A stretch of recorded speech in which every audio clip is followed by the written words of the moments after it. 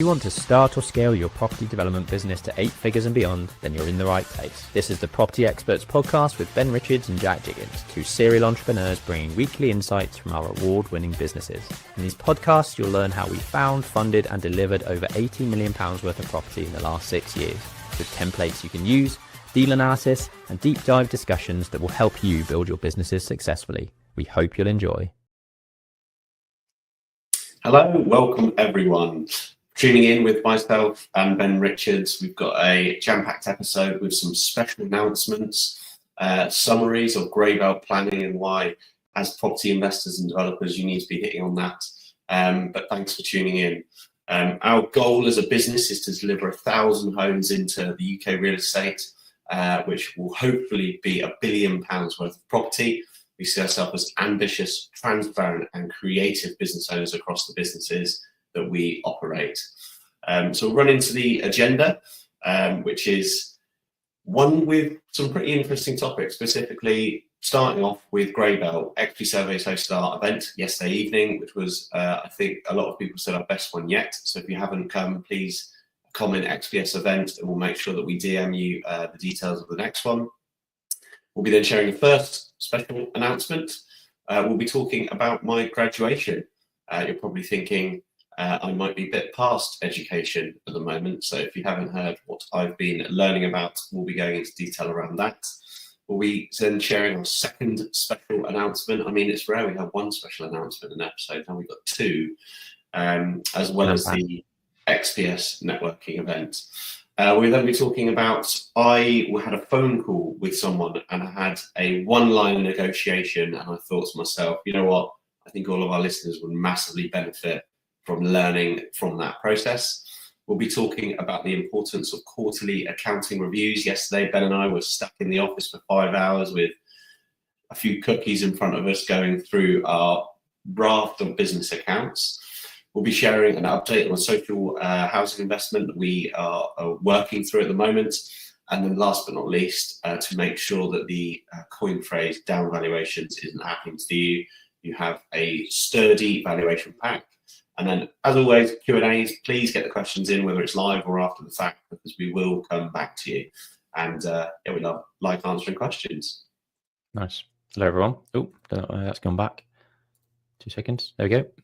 Cool. So, XPS Event. So, in our surveying business, we're like, why aren't there any local events in Henley-on-Thames that loads of local businesses can come together, learn about real-life changes and stuff? We've had conversations about changes in building control, changes in permitted development. We've had eco developers come and do a talk about buildings passive house standards. We've had people come and talk about home automation. And last night did not disappoint, and we had Tom from ET Planning come and talk about his appeal as a case study, and also a general layman summary of what the Grey Belt opportunity is that we have in front of us. And we'll come on to the Grey Belt shortly.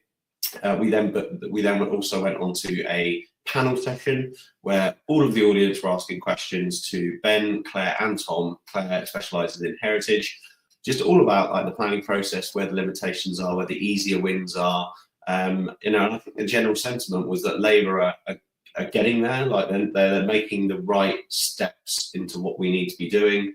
They've upped the costs, they've given more resource. I mean, I feel like we need that every quarter to probably get where we need to in the short 4 years that they're going to be in the seat, until we have obviously a review. But again, massive event. Thanks to everyone that came. And if you weren't there and you would like to come to our event, it's completely free. There's beers and pizza and wine and pizza, or a soft drink and pizza.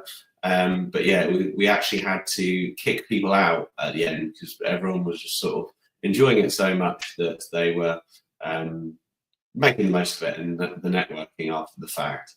But in today's episode, we wanted to share, even though we are not planning consultants, a sort of a summary of how you could potentially benefit from Grey Belt, because it's been coined as one of the best opportunities from a planning perspective and a development perspective to capitalise on a government change, which has to be filtered down to the sort of lower levels of district councils and parish councils. almost like permitted development, but for the land side of things more so. And it really is a huge opportunity. So the grey belt, to give you a summary, and this is obviously kind of picking and choosing bits from Tom's presentation. He's obviously much better at presenting it because he sort of lives and breathes this. And I was actually really impressed with his just general knowledge. He knows what we're doing, what's coming up, what changes are good, what changes are bad. You can definitely tell he's a step ahead to any local authority that he's going to be dealing with from a planning framework, which is kind of what you want from a planning consultant, really. It's kind of like a legal battle, I see planning, and if you've got a better lawyer, you've got a better lawyer. But he goes into detail to explain exactly what grey belt is, and to explain so, it's probably best to look at what is green belt first. So I think it was 1947, green belt was established across the UK, and there was various different rulings which we'll come into for green belt to go in to prevent certain forms of planning being approved. And the predominant sort of focus is to prevent urban sprawl. So an easy understanding of that is obviously urban is development, housing and buildings, and it's sprawling into green areas and sort of tarnishing those green areas with development, which, I live in the Chilterns, so you don't necessarily want houses everywhere. It's nice to have open green space, which then obviously great. We have a country where we do have a lovely countryside, and then the downside of that is we might not be meeting our housing targets. So Labour government have come in with the grey belt concept and said, actually, hang on, this ruling is 70 years old. Was it done actually as efficient as it could be? It's a bit like the car you drive on your, every day. Is it as good as it was 70 years ago? Why still drive the same car? So the principle is they're sort of refining that and releasing some of the ruling to modern day development to understand and interpret the green belt, but adapt it so that there is more opportunity to develop land. So it's essentially the whole proviso of this is to unlock more land to be developed. So, that is kids in a candy shop for all of, hopefully, us and our listeners. The problem is it needs to be interpreted by us. It needs to be interpreted by the government / councils, and it needs to be delivered. So theory is great. Practicality is obviously a very, very different thing. But as a brief summary, which Tom shared, is for the purposes of planning, plan making and decision making, grey belt is defined as land in green belt compromising previously developed land and any of the other land in either case does not strongly contribute to any purpose of A, B, and D in paragraphs 143. So we'll come on to those purposes. Do that now. Yeah. So purpose A is to check the unrestricted sprawl of large built-up areas. B is to prevent neighbouring towns merging into one another, and Tom specified that's towns and cities. C is to assist in safeguarding the countryside from encroachment. And then D, it's a bit blurry on my screen. D is to preserve the setting and special character of historic towns. And E is to assist in urban regeneration by encouraging the recycling of derelict and other urban land. So these are all the criteria that were set out and rules that you can follow for green belt. And if you remove the three areas that you now need to, essentially, you can look past. It's obviously good to acknowledge them and to determine that green belt is now grey belt. But if it falls into these two areas, it is classified as grey belt. Which is so it's so you remove C and E. Basically, there is A missing from this, but it's A, B, and D are the relevant purposes that are now effectively grey belt. Yeah, exactly that. And the way that it's described by Tom is to obviously you used to have to cater for 5 areas for something to factor as a green belt, which obviously means every time you add a factor, the limitations grow. Whereas if you're only trying to comply with a few requirements, it becomes significantly more straightforward. Now, I was actually going to do a bit of a screen share to sort of show you what urban sprawl might look like before and obviously now. And just bearing in mind those sort of tool rulings to prevent neighbouring towns merging into one another and to preserve the setting of special character of towns. There are also while you're doing that and bringing up the screen share, what I found really interesting that Tom said is that they've specifically removed the word villages from purpose B in front of you, so to prevent neighbouring towns merging into one another. Now that he specifically removed the word villages because they want to look at this on more of a macro level, so they're not looking at small villages merging into each other, they're looking at towns. And he used the example of like Reading merging with Henley. That's a much grander scale than two local villages merging with each other. What they want to stop is the bigger towns and cities getting closer to each other and sprawling towards each other and closing the gap so it's non-existent and merging the two together. So that's really interesting because you'll see a lot of NIMBYism in villages, for example, when you try to get new development in small villages like that. Whereas, previously in the green belt, there'd be a much greater resistance in terms of those villages getting bigger and sprawling out towards one another. That's really not, the government aren't actually that bothered around those types of scenarios. It's really on a more macro scale, which opens up the opportunities for us as developers massively. Yeah, completely agree. So I'm just going to quickly. So those of you the land finders in your business, I thought I'd quickly share my screen so that you can kind of look. This is just on Google Maps, so you might have an actual mapping software. And just to give you an example, I've done Sonic Common, which is a town near us, which we've actually owned a site in before, and essentially. The way that it's kind of determined is I wanted to sort of drill down into, this is quite a compact settlement. So you can kind of see whatever area you're going in, obviously all of the development, it looks like it's been mostly maximised. Most of these houses have already established boundaries with other houses, but it's one that's smack bang in, significant amount of fields with some villages around it. So obviously the prevention of those adjoining directly is almost impossible to get any consent at this moment in time between those areas unless those sites get allocated down the traditional SHLA route, which then may open up further grey belt opportunity in the future. So it is a progressive process. But what I wanted to look at is this section here. So we're kind of reaching the edge of the boundary, which I'd imagine the sort of settlement boundary probably may even end here.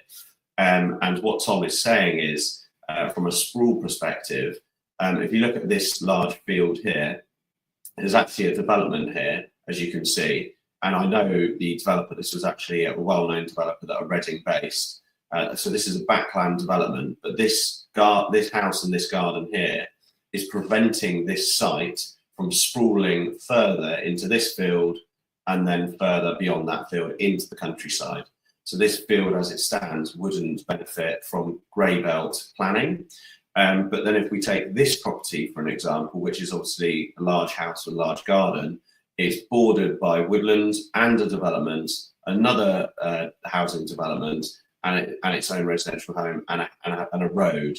So that is completely self-contained, and that could be developed under the grey belt ruling. Obviously, there's other things that you need to factor in, but that is a good example of looking at the sprawl. So the way I see it is like, is it self-contained? And another good example is this field here. It is a sort of recreational field, this section here, but also is this field here.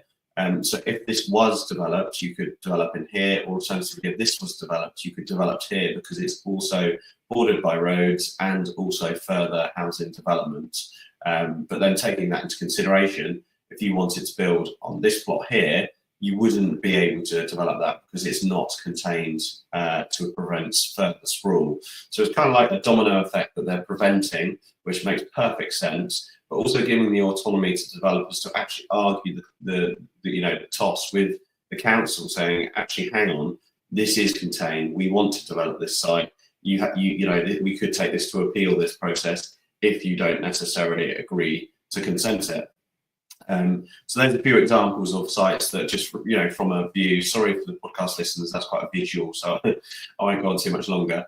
But that just gives you a bit of an idea of the urban sprawl understanding, which realistically, I didn't really have much experience or knowledge in until this grey belt education and understanding came in. From green belt, we just typically looked at infill or, previously development sites. So super useful to understand how to navigate that. There's I mean, it was a really, really interesting talk. I think one of the final things that Tom touched on was something called the golden rules. And you're going to need to get familiar with these if you are looking to kind of develop in the grey belt. And this, he sort of discussed 4 scenarios, basically going from sort of your chances of success at planning to no chance of, limited chance of success, being it's still green belt, it's not classified as grey belt, is obviously still going to be your hardest scenario, but then the easiest scenario is that you can establish it as grey belt. It sort of falls into those new categories, but also that the very key thing that the government have said is that a development which complies with the golden rules should be given significant weight in favour of grant of permission. So understanding what these golden rules is paramount, and fundamentally, if you're going into grey belt development, the chances of success for you will be heightened if you can conform to these golden rules. And there's 3 of them. So the first one is that obviously the government want to build more housing, but they really, really want to build more social housing because we are in huge demand of social housing.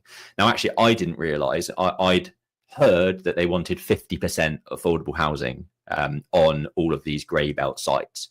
And typically they do, but it's capped at 50%, and it's based on 15% above the adopted local policy. So, for example, I know some councils require a 30% affordable housing on major schemes.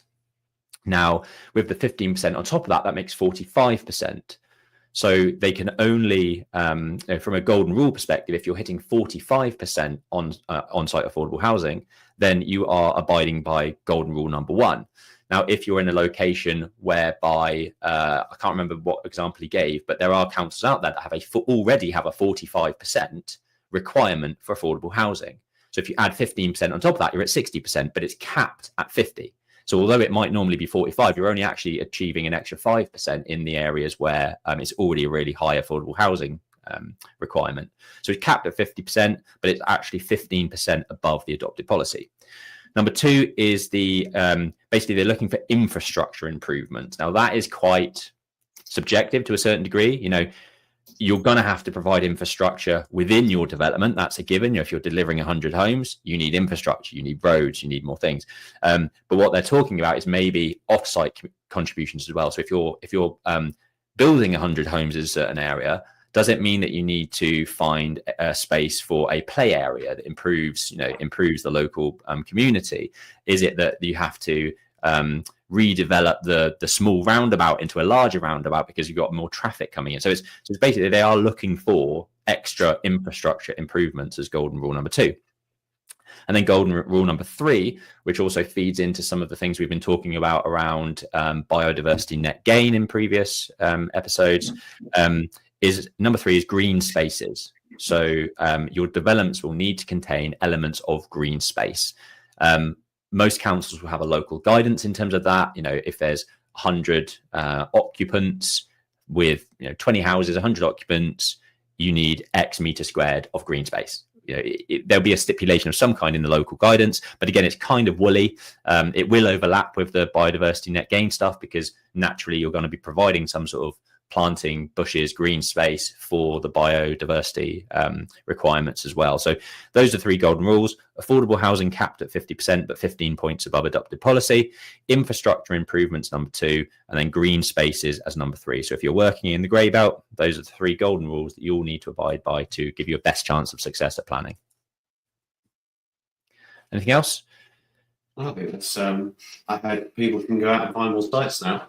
There you go. I mean, Tom was super knowledgeable, so if you're stuck, give him a ring. We're happy to Yeah, intro you. Tom from ET Planning. If you want an intro, then let us know. Cool. So we have a special announcement number 1 for this episode, which is very exciting. Lots of interesting things going on in the background, and it's really great to be talking about this. And it's something we've been discussing for about 5 or 6 months now. We've been in the background, kind of starting the process, doing some filming, doing some recording, doing some scripting. Creating all of the assets, or some of the assets, that we're going to be launching as part of this. And the announcement is that we will be working in 2025 with Tyler Newman from Property Ed and Luxury Property Partners. If you don't know Tyler, check him out on YouTube. If you love the fast-paced lifestyle and Lamborghinis and the high life, then Tyler is an amazing person to follow. But he's also very, very knowledgeable when it comes to marketing, property, sales, and certainly luxury properties that he's been running his own agency for the last, I don't know how many years, 4 or 5 years now, which is grown significantly, and they do some absolutely incredible property. But we are going to be working with Tyler. Jack and I are coming on board as almost the delivery partners as part of a revamped property education platform that Tyler is producing with us. In a nutshell, it's a 12-month mentorship that will help you start or scale your property development business. It's going to be way more tutorial led from start to finish in terms of how to run the process from finding, funding, scaling, delivering property developments via an online platform with one-to-one sessions, weekly calls. We've been running our boardroom for many, many years now, and that's a slightly different platform. This will be very much more tailored, more one-to-one, more structured in terms of the approach. And I'm super excited to kind of get stuck into it. We've been literally this week recording in the Aura office some of the sort of video scripts and the content, and it's going to be a great way for you if you are in the industry. And we are very, very specific in terms of the type of people we want to be working with. You have to be within the industry, that be a architect, a builder, a quantity surveyor, party wall surveyor. You have to have some industry knowledge. We don't want to be working with people that don't have some understanding and background of how the industry operates.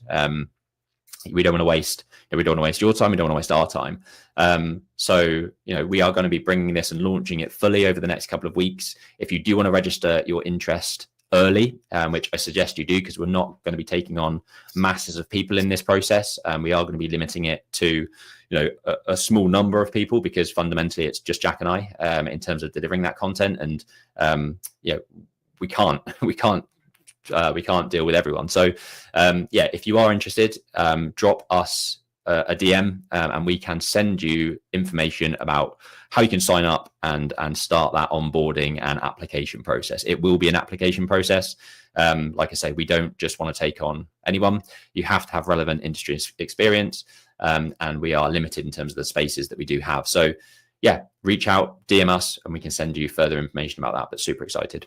Yeah, I just wanted to add, obviously, we've started to build a really good following on our channel. People tune in and say everything that we teach on this channel, which is obviously, we do this because we enjoy it, and we, get to share what we're up to. It's also a line in the sand for us to look back on what we've been creating. But obviously we're sharing weekly wins, ups and downs, and it is typically quite niche down and specific, but it's not methodical. So obviously this process that we're building with Tyler is to literally go cradle to grave on how to build and scale a property business from start to finish. So it's going to be a methodical process that could be followed like a university degree, whereas obviously every week we're talking about various different topics and sort of going into all the different areas of business. But this is just a methodical process that you can follow to start and scale to hopefully greater heights than we have. Yeah, get your applications in now. Cool. Jack's graduated. Congratulations. Yeah, Again. there's me on the right. So apparently they took our head measurements, and apparently we then weren't allowed hats because it's obviously a company-run education, and all the Americans from Goldman were like, yeah, let's get them robes and hats so they can throw them in the air. And I think it was poo-pooed by Oxford University. I had my graduation this week, which was in central London, actually at the Goldman Sachs offices, which were absolutely crazy.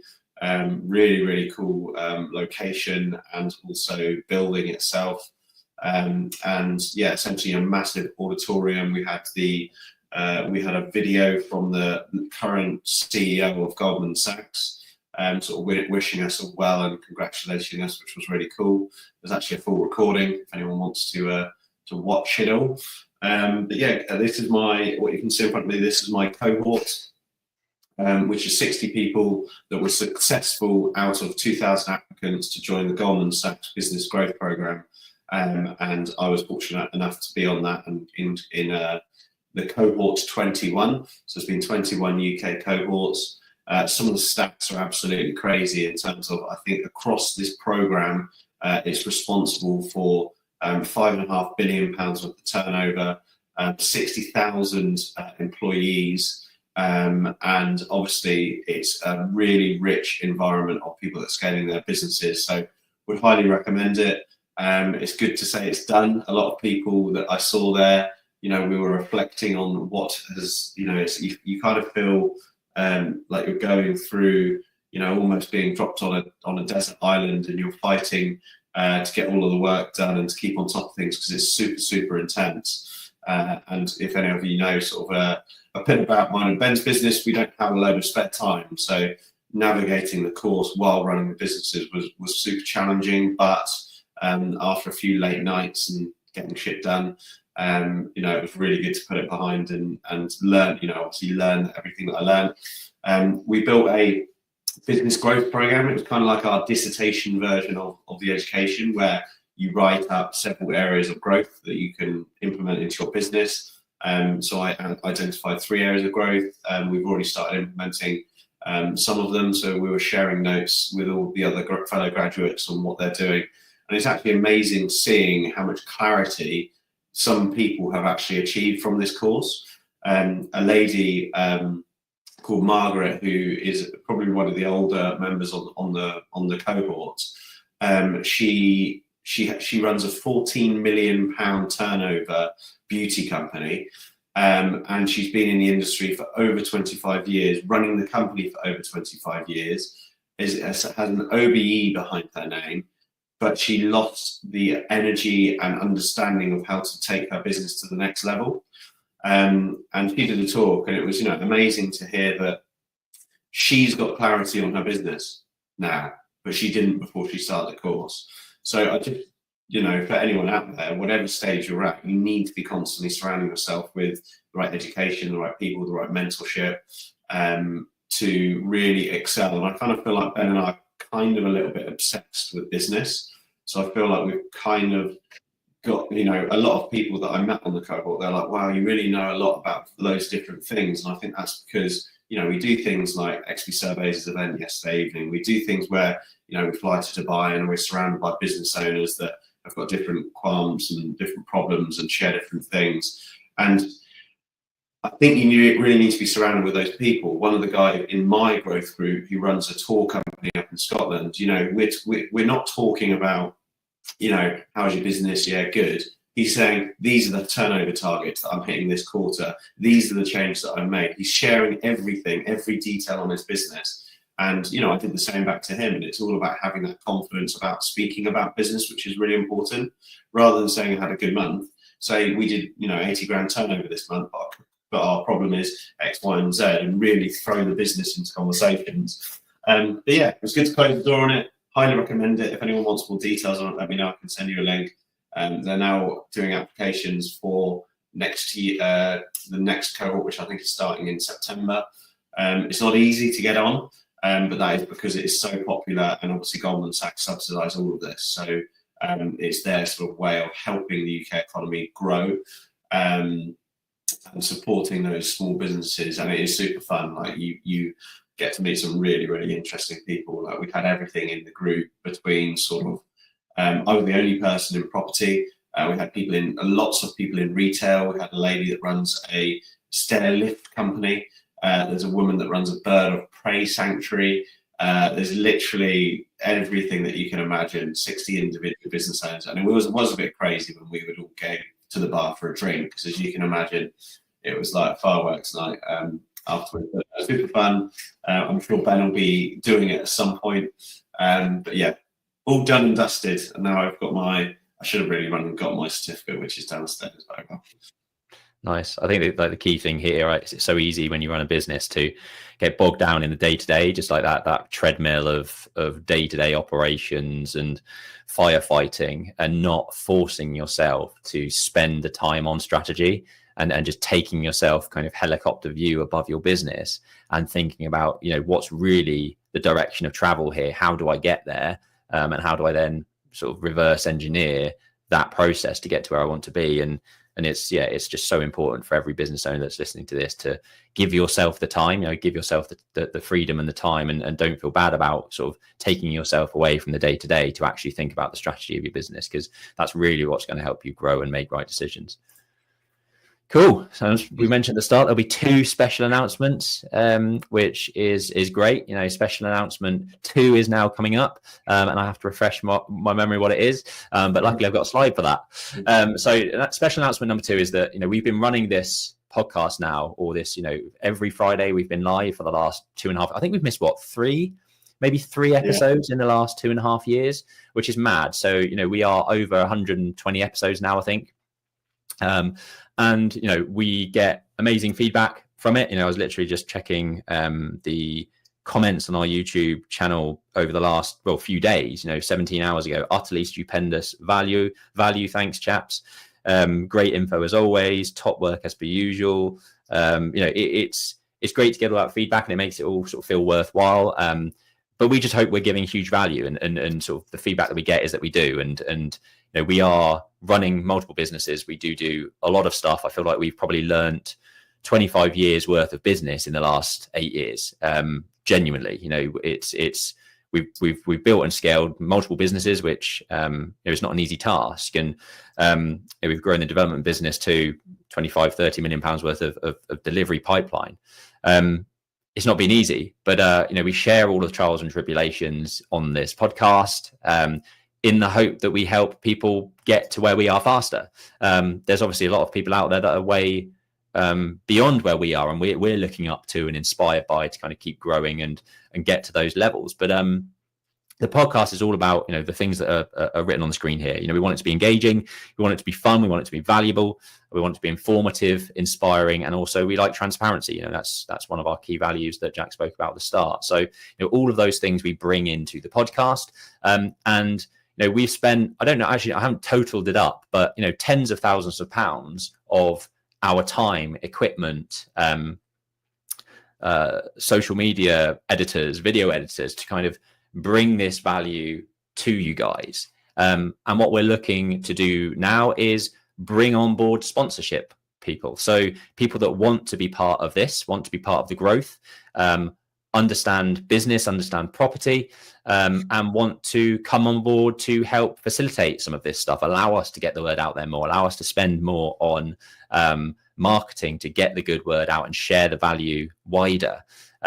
So we've put together a sponsorship proposal.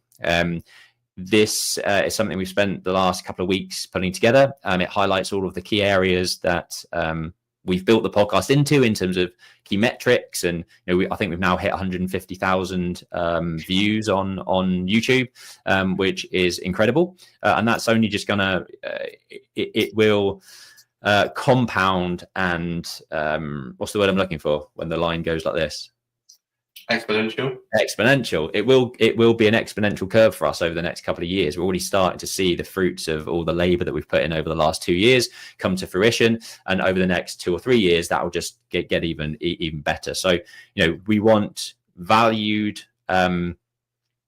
companies that we work with to sponsor this podcast.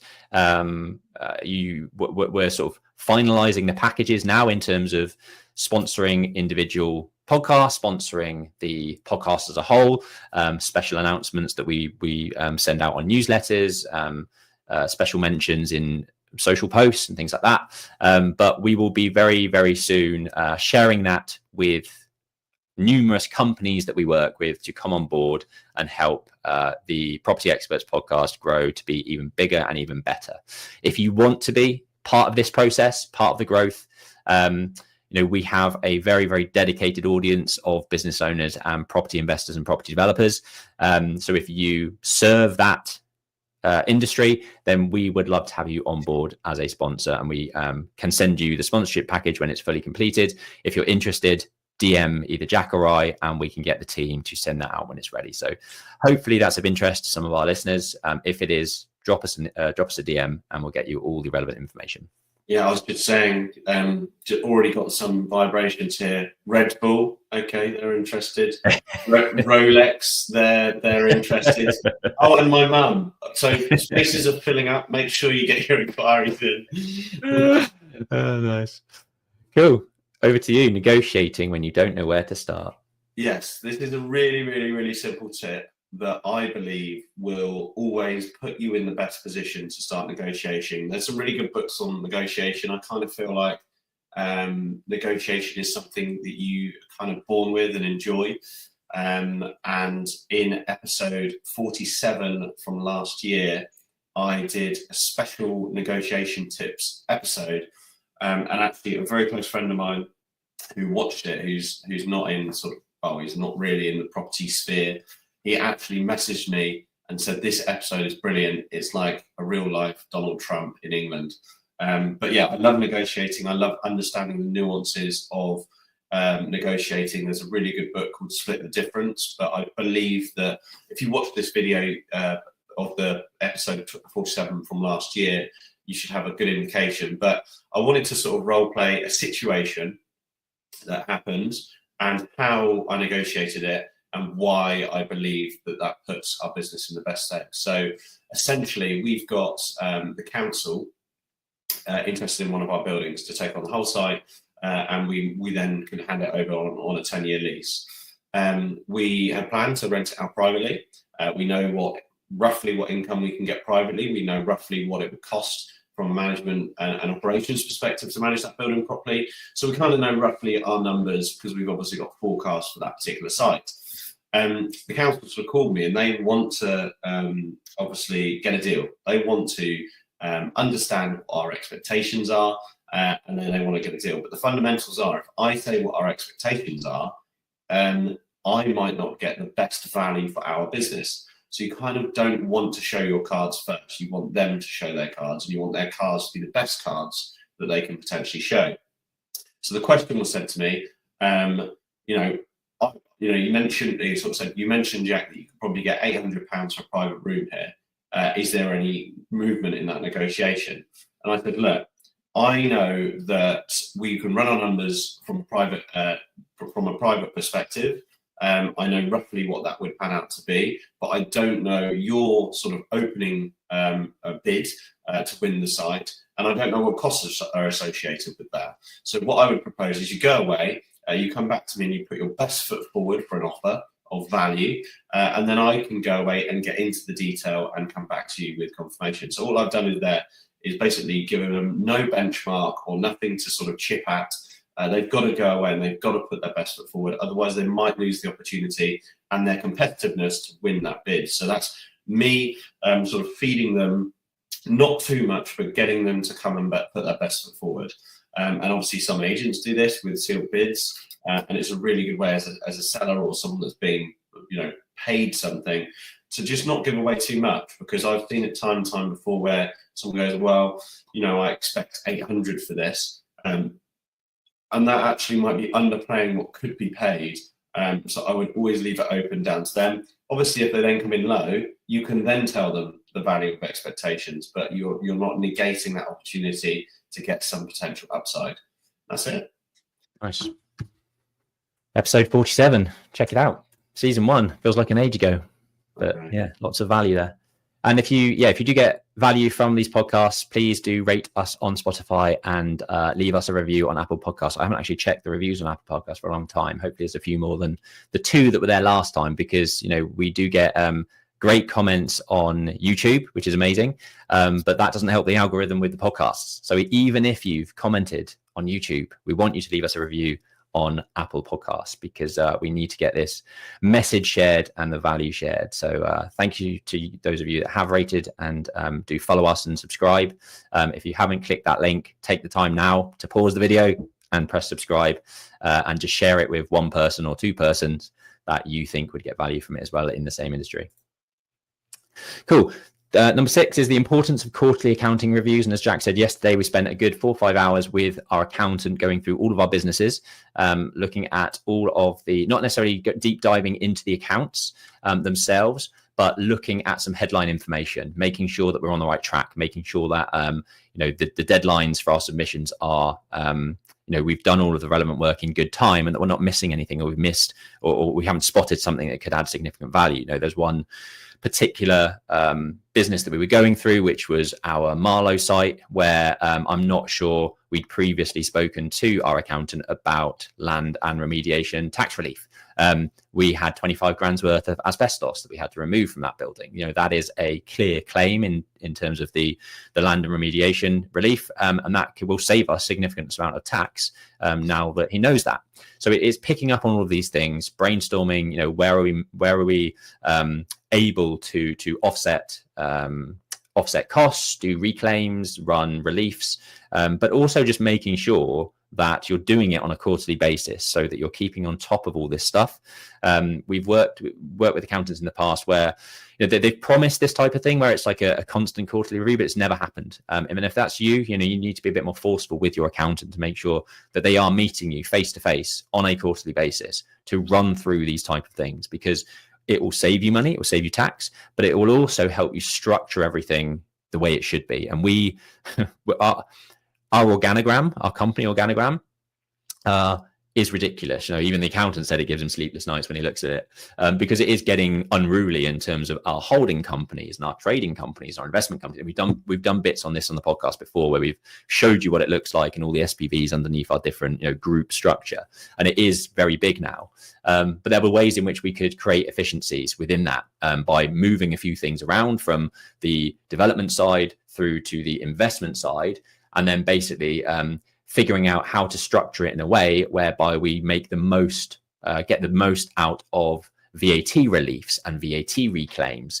When we finish assets that are mixed use, where do we put the commercial element of the project and the residential elements of the projects, because they can be treated differently. So it's so important to make sure that you've got your tax accountant on a quarterly basis to think about projecting things forward. I think a lot of people look at accounting and bookkeeping and seeing it as just a backward step. You're just reconciling everything that's happened to give you a profit and loss, to show you your balance sheet. That's all good, and that's like the day-to-day management accounts that you should be doing on a monthly basis.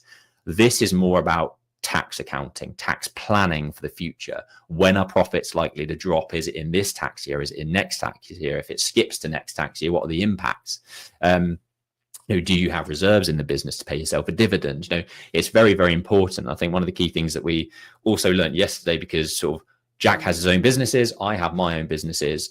I don't think we've been joined up enough in terms of our sort of personal finances until yesterday's meeting to understand kind of what needs to happen going forward. Jack might take money out of one business, and I might take money out of one of my businesses that maybe impacts what we do in XP Property. So it's good to have that joined up thinking to make sure that everyone is, but both Jack and I, if you've got a business partner, is satisfied in terms of their tax strategy and how they're getting money out of the business. So yeah, if you're not doing this type of thing, if you're not working with your tax accountant on a quarterly basis to plan and review, then I would highly suggest you do so. Cool. Do you want to do this one? Yeah, just wanted to check in with everyone. We put this out last week, I think, and we've had a really good response of people interested. Essentially, we've built this portfolio over the last few years. our sort of seed capital raiser needs some funds back for an opportunity they need to deploy, and there's an opportunity to come in, whether it's one or more assets. And we've got quite a flexible investment structure now on what can be paid in as an investment and a partnership. Alternatively, just a straight position for a return on interest. So we will be closing the door on this in the next sort of week or so, and I wanted to make sure if there's anyone else out there thinking about getting into social housing and interested in what we've done with our portfolio, and how we could potentially work together on them, because the real sort of golden goose is the lease with the RP, and we've got that relationship and we've already got this in place with these assets. So do reach out, and obviously if you saw last week's episode, we talked about finance arrangement fees. So if you introduce someone that can financially lend to us, we pay a sort of arrangement referral fee, and we also pay a trail on what they've recommended before. So there's actually a couple of people that since last episode have taken the deck, so obviously contacted us, so DM'd us, taken the deck and put it out to their network, and they're potentially liable for receiving a fee just from the introduction. So it was really good to see some people come and recommend people in their network. So for example, one of my old bosses who now works in introducing and facilitating introductions is super connected with high net worth footballers, and he's taken it away and having a few conversations. So good to see the episode was watched and followed, and that doesn't mean that anyone listening today can't also benefit from their own network and monetize that too. Nice. Good stuff. If you like the value that you get from this, I mentioned the obviously special announcement about the sort of 12 monthly education platform that we are launching very soon. Then if that's for you, absolutely brilliant. But if you just need some ad hoc support, I met somebody at our XPS event that's been doing some mentoring with Jack, and she had nothing but praise for the learnings that she's had through that process. She's already a Property Investor Award winner. But she still has leaks in her business that she wants to plug. And Jack's been able to kind of help systemize and process some of those things for her. And that's what it's all about. So if you've got specific use cases and issues that you have within your business and you just want an hour of our time here or there, then we offer that as a consultancy package. So if you do want to grow your business, if you're stuck in a few things and you just want some guidance from two guys that have built numerous businesses, 6, 7, 8 figure businesses, then reach out if you want to discuss that. Cool. This is quite prevalent to me. What to put in a valuation pack. This is something we've gone through before, and these screenshots are from probably about a year and a bit ago when we were going into starting works on the old maltings. Things have progressed. We went from, for those that haven't followed this project, we got planning approval initially for 16 flats under permitted development. We extended, we submit a planning application to do external work, so to get roof lights, windows, balconies, extra mezzanine space internally, and basically enhance those 16 units to 20 flats as part of the conversion. And then we went one step further to submit a full planning application to get 2 new houses in the car park, a front extension to change and transform the entrance off the main road, but also take a 1-bed flat into a 5-bed HMO. And then we've also moved the bin store externally and got a new flat as part of that transfer. So 21 flats now as part of the conversion and 2 houses in the car park. So what I'm meeting the valuer today regarding is the lender that we are currently working with is going to be giving us a new facility. So new financial facility to cater for the additional costs as part of this phase 2 of works. So I've been putting together a valuation report, valuation deck, and the purpose of this, whenever you're doing a valuation deck, is to basically do their job for them. Do your RICS chartered surveyor a favor and give them as much information as you can about the project that's going to help them make the best decision for you. And what I mean by that is give you the valuation that you want, not down value it as people would say, but actually give you as high a valuation as they possibly can, because they've understood the property more. You've given them all the nuances and all the key information that they need to make the right decision. So on screen now, you can see where I've got to in terms of this. I mean, there's actually still a few tweaks I need to make. I'm meeting him at I'm meeting him today. But it's key to give like a quick overview, project summary. So I've sort of said that the works are partially complete on the first phase, which is 20 units, and then phase 2 comprises of all the additions that I've mentioned in the intro to this segment, where they can find the latest planning approvals to show that it's got approval, ready to go, and why it's needed. So this is the valuation for the lender to provide us with a further development facility to cover the costs of the phase 2 of works. And the idea of this package is to show your development in its best light possible. So you can see in these images that I've put on screen, you've got the before of what our front elevation is going to look like versus the CGI of what it will look like with all the planning approvals that we've achieved. So massive improvement, massive kind of much greater sex appeal in terms of how that building looks. Obviously, that's going to enhance the value, not only enhance the value of the properties that we've got planning approval for, but enhance the value of the rest of the site because of the improvements that we're making. So again, showing it in its best light. Then some of the key information. So just for those, again, that haven't tuned into this before, we are selling 18 of these flats off plan. It's with an off plan sales agent. We've already got 5 of those 18 flats within 1 month under offer. No, that's amazing. 5 offers within 1 month. Already secured, sales memos provided to solicitors, legal process started. Obviously, from a valuation perspective, a valuer is going to look at that and be very, very interested in terms of the sales values that we've achieved on those 5 units, because that really does set a precedent for the rest of the scheme. And if we've sold something for £250,000, whereas in his calculations or figures, he was down at 230, he's going to then question that 230, but if they've tested the market, they've seen what people are willing to pay for this unit, and maybe I'm slightly on the low side, so I'll up it to 240, 245, which is still obviously loads better for you than the 230 he was originally thinking. Anyway, it also, the key information that we're also adding is any other ways in which we've added value. So we've added gardens, we've added balconies. They should add between £10,000 and £15,000 per unit in terms of adding that private amenity. The 1-bed flat is turning into a 5-bed flat, so it's being really, really clear in terms of our rental income for that unit, so he can look at what it would be on a yield value. Obviously, somebody buying a 5-bedroom flat nobody's going to be buying a 5-bedroom flat, right? In terms of the pound per square foot sales rate on that is not going to be as high as a 1-bedroom flat. So he's going to have to take into consideration the rental income that is likely to get from that HMO. So it's giving him all that information up front. Jack and his brother Rob run Central Suites. They have over 60 bedrooms in and around this area. So they are very dialed down in terms of how much this HMO is going to rent for. So share all that information. And I think just, without going through all of this key info, it's basically just highlighting all of the things that are going to add value to your scheme so that he can see it in its best light. The CGI underneath shows you, how amazing the rear courtyard is going to look, soften it up with some of the planting, add the balconies, add the gardens at the ground floor level for the ground floor flats. It's going to look amazing. Then we've gone into the values. So, one thing I haven't mentioned is I do at the start of this, under the project summary, I will add all of the financials. So the very, very high level, we're not buying it for anything because it's already a site we own.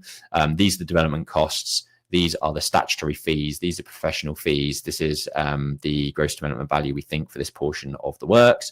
And therefore, this is the profitability of the scheme as it stands as far as we see it. And that's, again, a benchmark for him. He might disagree completely, but at least you've managed his expectations of where you think the value should be. Local sales comparable. So we've had, a local agent value the 2 new build houses.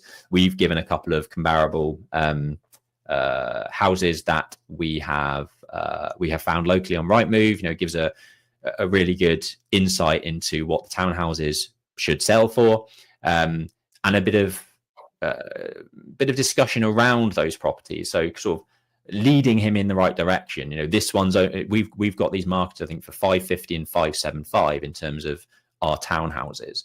This one's only on for 500k. So it's then sort of explaining why this one is inferior to ours. Well, it's a EPC of C. Ours will be an EPC of A because it's new build. Doesn't have any parking, this one. Ours has parking. This is second-hand stock and has been this is a 40-year-old property. So, that's the reasons why this one only might go for 500 and ours might go for 550, 575. On the flip side, this one's on for 750 and it's a better location. It's slightly bigger than ours, still got a poor EPC of D, but it's, a better location than the one above. So this sort of gives you gives him a really good indication as to what the market is launching this type of property to the market. Gives some good comparables. A little bit of information around the specification. So again, giving him some insight in terms of how these properties are going to be finished. This one's unique because it's got the exposed brickwork of this vaulted ceiling down in the undercroft, which used to be part of the car parking area.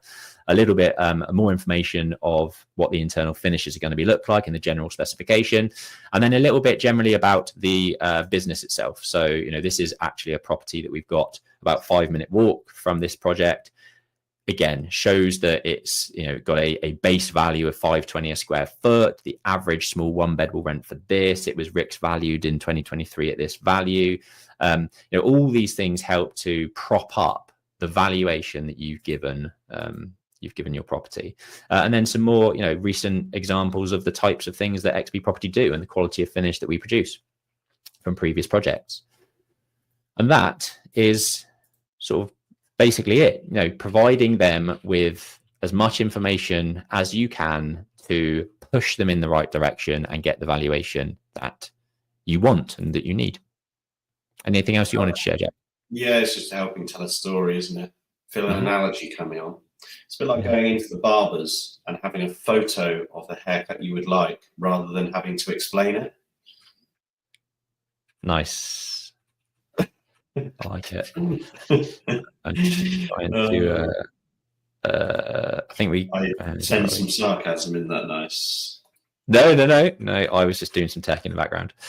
We don't have any questions this week, so get them in. This is your chance to ask us anything that you want to know about business, about property development.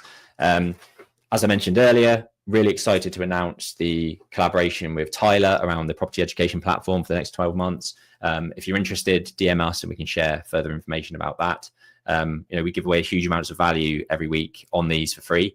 You can imagine, this is stuff that we have to do within 3 to 6 minutes. We're covering these topics off in 3 to 6 minutes, and people get huge value from those 3 to 6 minutes. Imagine what you can do with us within a 12-month kind of strategic platform to show you exactly how to start and scale property businesses.